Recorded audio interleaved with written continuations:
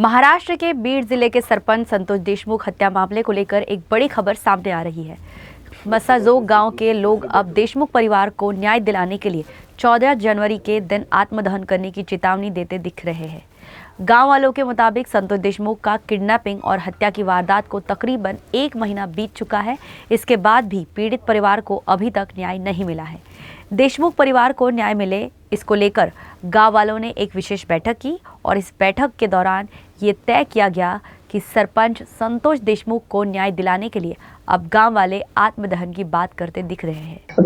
उद्याचं आंदोलन तर इथं टावरवर संतोष देशमुख यांचे कुटुंबीय करायलेले आहेत आणि परवा दिवशी 14 तारखेचं जे सामूहिक आत्मदहनाचं आंदोलन आहे त्याचं आम्ही ठिकाण समजा निश्चित केलेलं आहे। त्याचं मसाजोग मध्ये कोणत्या ठिकाणी होईल हे आम्ही आज सांगणार नाहीत। आज जर सांगितलं तर पोलीस प्रशासन येईल, आम्हाला नोटीस देईल, हे करेल।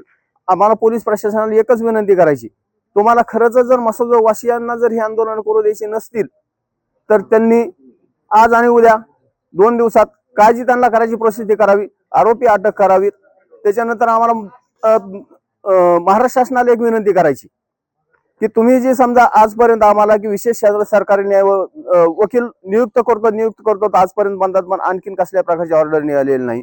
या स्थानिक लेवलवरचे जे सरकारी वकील आहेत त्यांच्यावर हे आरोपीचे कार्यकर्ते दबाव आणून ते त्या केसमधून माघार घेतात। ऐन टायमाला आम्हाला दुसरा म्हणजे सरकारला दुसरा तिथं वकील उभा करावा लागतो। जर यांना जर विशेष सरकारी वकील जर नियुक्त केले ह्या केसमध्ये तर बाकीची ही वेळ येणार नाही ना शासनावर। आणि ज्यावेळेस समजा ही उज्ज्वल निकम किंवा सतीश मानशिंदे यांच्यासारखे जर नावाजलेले जर वकील जर तुम्ही जर आम्हाला सरकारी वकील म्हणून जर नियुक्त केले तर हे या ठिकाणी या संदर्भात जे आरोपींना उद्या पीसीआर संपणार आहे त्यावेळेस जर उभा केला तर ह्यांचा पीसीआर होणार नाही। या ठिकाणचे न्यायिक मुद्दे जे आहेत ते त्या ठिकाणी मांडतील। स्थानिक लेवलवरच्या वकिलावर पूर्णतः ह्या पूर्ण जी गुंडगिरी करणारी हे जे ह्यांची टोळी ह्यांचा पूर्ण दबाव आहे। त्याच्यामुळे हे व्यवस्थित कोर्टापुढे विषय मांडू शकत नाहीत। त्याच्यामुळे आमचं या ठिकाणी ही आंदोलन आहे ते महत्त्वाचा मुद्दा तो आहे, ह्याच्यातले सगळे आरोपी अटक व्हायला पाहिजेत। जे ह्यांना मदत करणार आहेत त्यांना पण अटक करणं गरजेचं आहे, ते पण अटक व्हायलाच पाहिजेत। त्यांच्यावर गुन्हा दाखल झाला पाहिजे आणि खंडणीतले जे आहेत त्यांच्यावर तर 302 चा दाखल झालेला पाहिजे। ह्यांच्यात म्हणजे हे काय करायला लागतात, खंडणी वेगळे आणि 302 वेगळा असं म्हणजे दाखवून आम्ही अटक केलं म्हणजे हे समाजाची दिशाभूल आहे। ह्याच्यात ऍक्च्युअल खंडणीचा गुन्हा आणि 302 चा गुन्हा हा एकमेकाला कनेक्ट गुन्हा आहे। त्याच्यामुळे खंडणीतले आरोपी 100% ह्याच्यात यायलाच पाहिजे, ही आमची गावकऱ्याची मागणी आहे। आज आम्ही या ठिकाणी गावकऱ्यांना बैठक घेतली होती, कारण ह्या बैठकीचा उद्देश असा होता, 10 दिवसापूर्वी सर्व गावकऱ्यांना मसाजोग तलाव या ठिकाणी जलसमाधी आंदोलन केलं होतं। ते जलसमाधी आंदोलन करीत असताना आम्ही प्रशासनाकडे काही मागण्या केल्या होत्या। त्यात प्रमुख आरोपी म्हणजे जे आरोपी त्यांना अटक करा आणि ह्या आजच्या आंदोलनामध्ये ज्या मागण्या त्याच मागण्या होत्या। त्यापैकी 2 आरोपी अटक झाले, त्यातला 3रा आरोपी अजूनही अटक झाला नाही।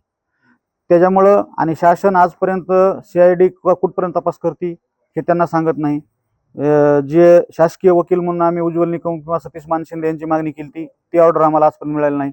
एसआयटी मध्ये जो बदल करायचा तो झालेला नाही, किंवा ह्यातले जे मुख्य सूत्रधार आहेत वाल्मिक कराड यांच्यावर 302 चा गुन्हा लागलाय नाही लागलाय, किंवा त्यांच्या मोकामध्ये बाकीचे 8 आरोपी मोकामध्ये घेतलेत पण त्यांना मोक्यामध्ये घेतलं नाही। हा कशामुळे नेमकं त्या माणसाला का बाहेर काढलंय, ह्या ज्या सगळ्या गोष्टी शासन करतंय आणि कुणाला तरी पाठीशी घालण्यासाठी शासनावर 100% आमचं मत आहे की त्यांच्यावर दबाव आहे। त्याच्यामुळे आम्ही सर्व गावकऱ्यांनी या ठिकाणी बैठक घेऊन उद्याच्याला त्यांचे कुटुंबीय ह्याच मागण्यासाठी कुटुंबीय उद्याच्याला या ठिकाणी जी बाजूला टावर आहे त्या टावरवर चढून त्या टावरवरून उडी मारणार आहेत। आणि 14 तारखेला आमच्या गावकऱ्यामार्फत ज्या मागण्या आहेत त्यात पहिली मागणी आमची अशी, वाल्मिक कराड याच्यावर 302 अंतर्गत गुन्ह्यात घेऊन आरोपी करून त्याच्यावर मोका लावावा। आरोपी कृष्ण आंधळे याला तात्काळ अटक करावी। शासकीय वकील म्हणून उज्ज्वल निकम किंवा सतीश मानशिंदे यांची नियुक्ती करण्यात यावी, ती बी तात्काळ करण्यात यावी। पुन्हा एसआयटी कमिटीमध्ये जे बदल केलेले अधिकारी त्यांची तात्काळ नेमणूक करण्यात यावी। सदरील प्रकरणाचा तपास कुठपर्यंत आलेला आहे याची माहिती घरच्यांना देण्यात यावी। पोलीस निरीक्षक प्रशांत महाजन यांना बडतर्फ करून त्यांना सह आरोपी करण्यात यावं आणि डॉक्टर वायबशी दाम्पत्य यांना 302 मध्ये आरोपी करण्यात यावं, या आमच्या मागण्यात।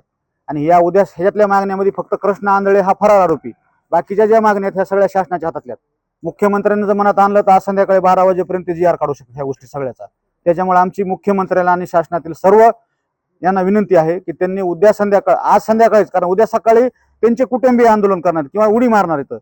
म्हणजे संतोष देशमुख बरोबर जर सगळं आमचं गावच जर शासनाला संपवायचं नसेल तर शासनानं आज संध्याकाळी किंवा उद्या सकाळी 9 वाजेपर्यंत ह्या गोष्टीवर निर्णय घेऊन त्याचे तसे शासकीय आदेश आम्हाला या ठिकाणी पाठवावेत, नाहीतर आम्ही आमच्या आंदोलनावर आम्ही ठाम आहे. हे आंदोलन नाही आता हे आमचं शेवटचं टोक आहे. म्हणजे आम्ही आंदोलन वगैरे म्हणणार नाही त्याला, आता आम्ही आम्हाला स्वतःला संपवून घेणार आहे.